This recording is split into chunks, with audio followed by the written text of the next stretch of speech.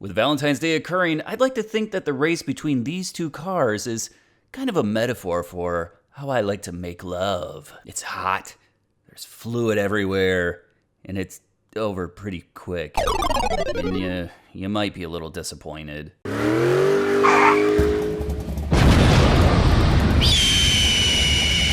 God bless America. All right, what do we got here? 1964 Studebaker Challenger. And Studebaker was doing some really wacky things in the early 1960s. During that time, they had a lineup of performance engines, so let's just go through them one by one. First, you had the R1. It was a 289 cube V8 making 240 horsepower. It's pretty impressive, and these engines were known for taking a ton of abuse. Unlike me, when I read the comment section. The rumor is that Studebaker thought after the war that we were going to start running jet fuel in our cars, so they built the blocks to handle compression ratios in upwards of 15-1. Holy shit. Not to mention that all the Studebaker V8s of this era came from the factory with a forged crank and rods. Then you had the R2. That was also a 289 cube V8, but it made 289 horsepower. All thanks to a Paxton supercharger, and yeah, it came from the factory with that. Then if you were feeling even crazier, you could get the R3. It was still supercharged just like the R2, but this time the displacement is up to 304.5 cubic inches. And I know how important that extra half inch is to all of you guys. Conservatively, the R3 was rated at 335 horsepower, but in reality, it was making north of 400. Which leads back to our featured car. Which engine do you think this one has? Actually, none of these. What else is left? Well, the R4. And then, I mean, there was an R5, but that's a different conversation for a different day. This car is an R4. And what exactly does that mean? Well, unlike the R3, this car does not have a supercharger. It's naturally aspirated. But like the R3, it is 304.5 cubic inches. But then Studebaker took this monster and made it about as radical as you could for the time. It had big port heads, an aggressive cam, free-flowing exhaust manifolds, compression ratio 12-1. Oh, and if you hadn't noticed, that's 2 4-barrel AFB carbs sitting on top. 2 4-barrel carbs for 304.5 cubes. Is that a little too much? Oh, I don't know. Was it too much when Abraham Lincoln crossed the Delaware to sign the Declaration of Independence? God damn it, I love America! Studebaker rated this engine at a whopping 280 horsepower. Now that was at 5,000 RPM. I'm sure if you keep revving, it's gonna make a lot more power. They didn't really put out any torque specs, at least when they sent one of these cars over to Car Life for testing, but it'd be about 340 pound-feet. Inside, you'll find a 4-speed manual, which is definitely necessary in this setup. I don't think this car would do so good at low RPM with an automatic. Out back, you'll find 373 gears, which is fine, but it might be a little bit of a limiting factor for this car and how much it likes to rev. And of course, because it's a Studebaker Challenger, this thing is light. With the driver sitting in it, it weighed in at only 3,520 pounds. So how many of these R4s do you think they made? One. There was only one made, and it wasn't even in a Studebaker Challenger. I mean, you could have got that if you paid for it, but nobody did.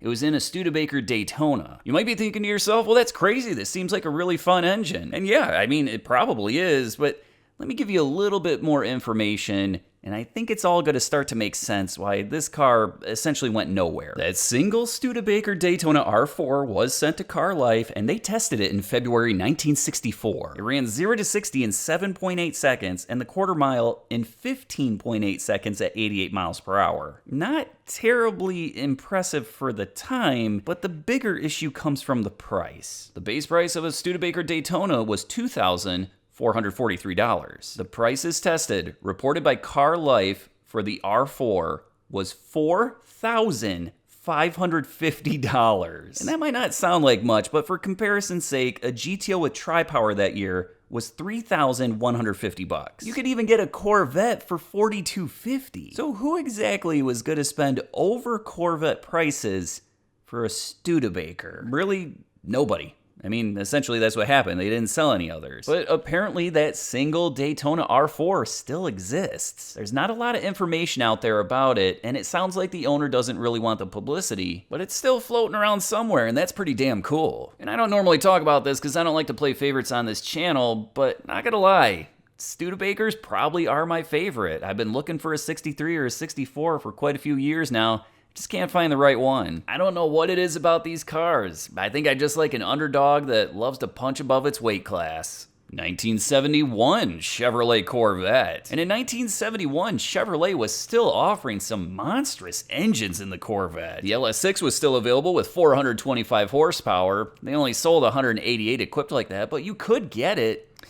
That is not this car. This one has the base engine, that being the Turbofire 350. And being 1971, of course, compression ratios were just starting to drop off. This one's 8.5 to 1. And this car was rated 270 gross horsepower, which would be about 210 net. And then for torque, you're talking 360 gross, about 300 net, which is fine. I mean, this car was a driver. I think it looks great. And what makes it infinitely more enjoyable is that 4-speed manual. I'd imagine it'd be okay on gas even, because out back is a set of 308 gears. It might not be so great today on the drag strip, but it's probably a fun highway cruiser. And then this car weighed in at the exact same weight as the Studebaker 3,520 pounds. When Car and Driver tested one of these in June of 1971, it ran the quarter mile in 15.55 seconds at 90 miles per hour. At least on paper, we should have a very good race on our hands. Corvette has a little more torque, but then the Studebaker has a little better gearing. Their original quarter mile testing's pretty close, so let's just check it out. Owned by Rick Meadows out of Perrysville, Indiana, versus Yvonne McNichol out of Brick, Michigan, 71 Corvette 350 manual training. The whole shot, Corvette.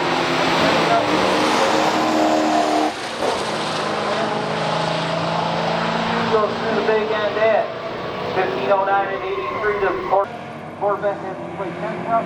Don't know if it's going to happen.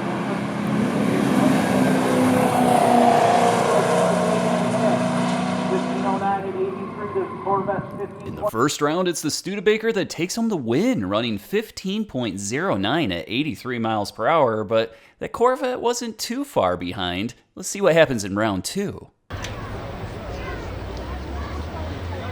Yvonne McNichol out of Brick, Michigan, 71, small block Chevrolet Corvette, 308 gear manual training.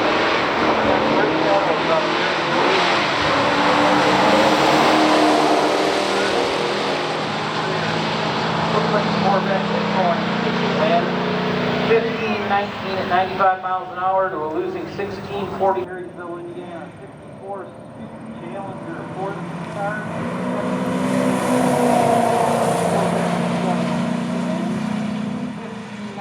95 miles an hour to a losing 6. And the Corvette punches back, taking the win in the second round, running 15.19 seconds at 95 miles per hour. And with things tied up 1-1, let's see that third round.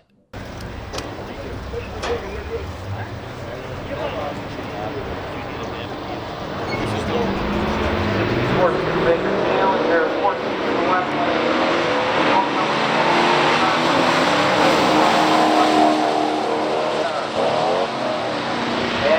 The win will go to 1511 and 87 to a losing. Going up again, Yvonne McNichol on the 71 small block Corvette.